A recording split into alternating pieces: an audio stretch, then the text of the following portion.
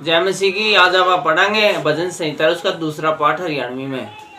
पहली लाइन में लिखा है, जाति जाति के मानस क्यों उड़दंग मचावे से, और देश देश के मानस क्यों साजिश रचन लाग रहे से। ठीक है, तो पहली लाइन में लिखा है भाई, ये जो पूरी दुनिया भर के जो लोग हैं जो कि परमेश्वर को नहीं मानते हैं, वो क्यों सुक्का उड़दंग मचाने ला रहे हैं और क्यों साजिश रचन ला रहे हैं परमेश्वर के खिलाफ। दूसरी लाइन में लिखा है, यहोवा और उसके चुने हुए के विरुद्ध धरती के राजा मिलके और हाकिम आपस में साजिश रच के कब ऐसा है। ठीक है, क्या कब है भाई, पूरे जो लोग हैं वो जो मेन लोग हैं जो अपने आप में बड़ा समझे में सारे के सारे मिलके ने और परमेश्वर के खिलाफ है साजिश रचाने लग रहे हैं, ऐसा दूसरी लाइन में बताया गया है। और तीसरी लाइन में लिखा है, आओ हम उसके बंधन तोड़ दें और उनकी रस्सियां ने अपने ऊपर तय उतार फेंका। तो केस साजिश रचा है दुनिया भर के राजा जो बड़े लोग हैं कि आओ आप सारे इकट्ठे हो गए नहीं, जो अपने आप ने परमेश्वर कव है यहोवा, इसकी इस बात ने ना झूठी साबित कर दिया। और ये जो जितने भी लोग यहोवा परमेश्वर को मानते हैं उन आप सारे बताऊंगे परमेश्वर यो नहीं से, परमेश्वर तो तारा ये जो मूर्तियां हैं ये से। इस प्रकार की हैं दुनिया भर के राजा हर जो बड़े लोग हैं वो साजिश रचावा है, ईसा भाई बताया गया है तीसरी लाइन में। वो जो स्वर्ग में बैठा से हंसेगा प्रभु उसका मजाक उड़ाओगा। तो ये युक्तियां हमने ऊपर देखी अभी बात करी, इस प्रकार की युक्तियां जब राजा बड़े लोग बनावे हैं, तो जब परमेश्वर जिसने धरती आकाश और अंबर सारा के में बनाया है, वो जब इस बात ने सुनेगा तो वो इस बात पे वो हंसेगा। क्योंकि आज लोग है ना ये बड़ी मूर्खता कर रहे हैं, इनको ज्ञान ही को नहीं किसी बात का।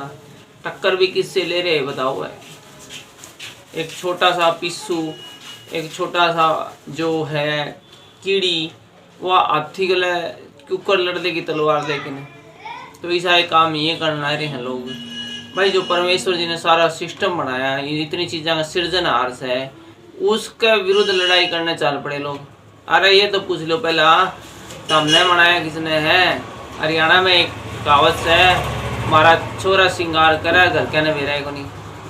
ठीक है, तो इसका मतलब ये हो है कि छोरा जब सिंगर डोन लाए जे, जब मेकअप से पक करके चैनल लाए जे, तो वो सोचा मैं सारा कुछ मैं चुपके से करूँ। और हमारे घर क्या तो इसके बाद का बेरा है को नहीं। घर क्या ना तो उस टाइम तब भी पहला का बेरा जो जन्म कौन लिया था उसने, घर क्या आगे सारा सिस्टम होश है।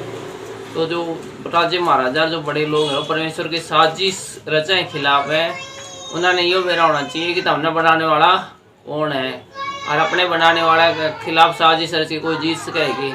चलो भाई आप पांचवी लाइन देखा कि लिखा है, फिर वो उन तय छो में बात करेगा और छो में आके वो उनने डरा देगा। परमेश्वर जब इस तरह की घिनौनी बात सुनेगा लोगों की, तो फिर वो प्यार तय पेश को नहीं आवा लोगों ने जो इस प्रकार की बातें करे थे ना, इस तो परमेश्वर छो में आ जाएगा और फिर उनते छो में आके ने आर्जित निपटेगा भाई। परमेश्वर का क्रोध है वो बहुत खतरनाक है भाई। आपने देखा होगा कि दाऊद ने जब एक छोटा सा घिनौना काम कर दिया था तो परमेश्वर ने उसकी बख्शा नहीं था, और एलिया नबी ने भेज के नहीं कहा था भाई तेरा पर 3 विपत्ति डाली जाओगी, बता कौन सी।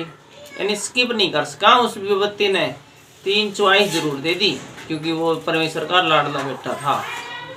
तो उसने फिर जो चॉइस ली वो भी बड़ा समझदार था, और चॉइस ये ली कि मेरे ऊपर तो परमेश्वर से मैं अपने आप को और अपनी जनता को परमेश्वर के हवाले कर दूं, क्योंकि वो महान शहर दयावान शहर वो मैंने बचा लेगा। तो आगे लिखा भाई छठी लाइन में, मन ने तो अपना चुना हुआ राजा अपने पवित्र पर्वत सियोन की राजगद्दी पे बिठा दिया से, मैं उस वचन का प्रचार करूंगा जो यहोवा ने मेरे तक कहा है, तू मेरा बेटा से, आज मैंने तेरी जन्माया से।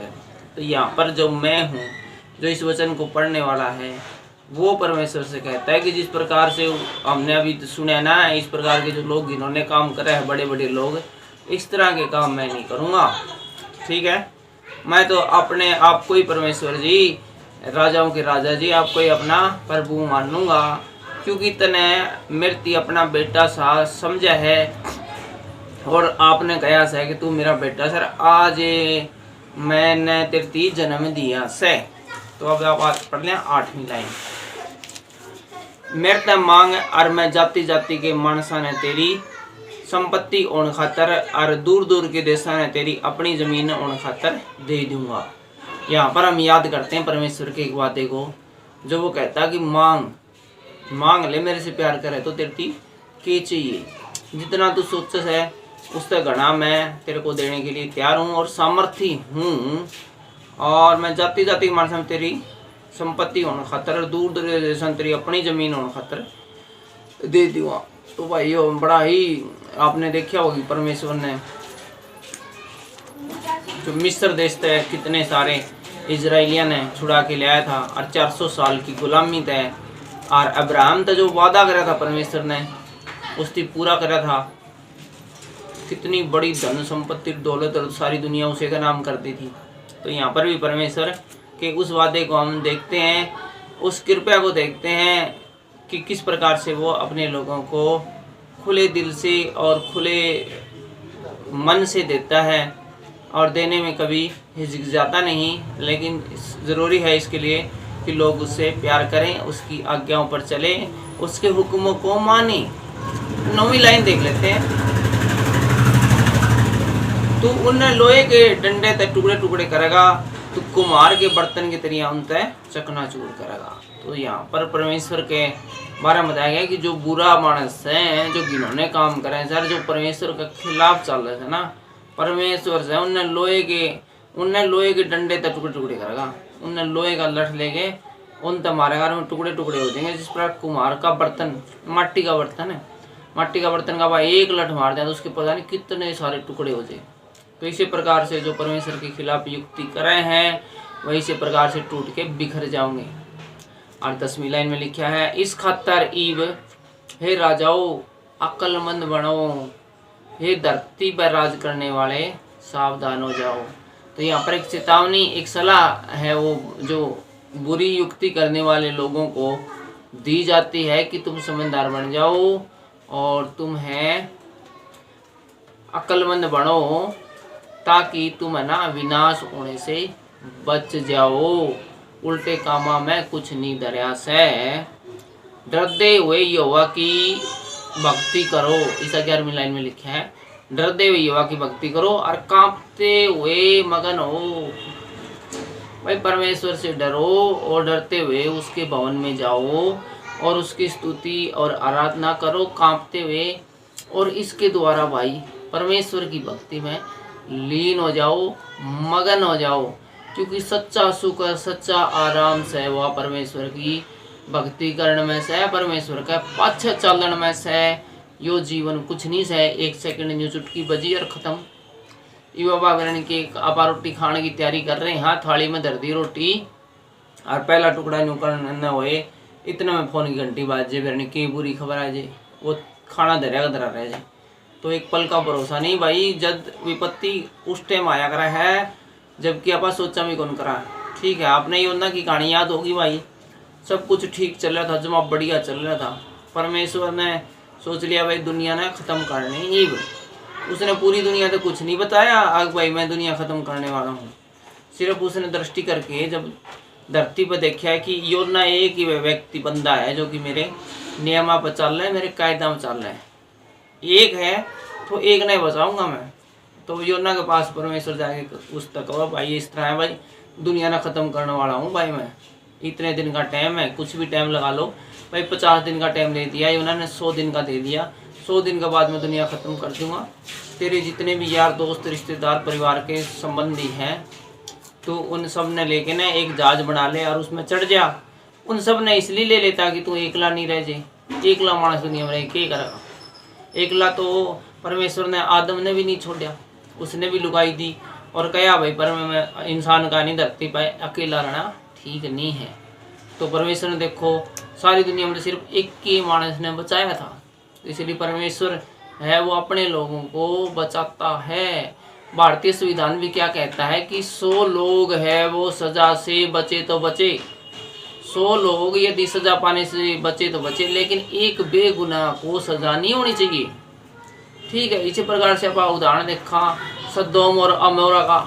वहाँ पर भी जब परमेश्वर सोचा कि इस शहर के आदमी तो घने कसुत्ते जिन्होंने काम करने लगे, बहुत बुंडे काम करने लगे, इसे काम दोबारा में परमेश्वर ने भी नहीं सोचा था। तो उसने वहाँ पर बचाने के लिए सिर्फ एक ही व्यक्ति को बताया। आपको पता होगा लूत और उसकी पत्नी को।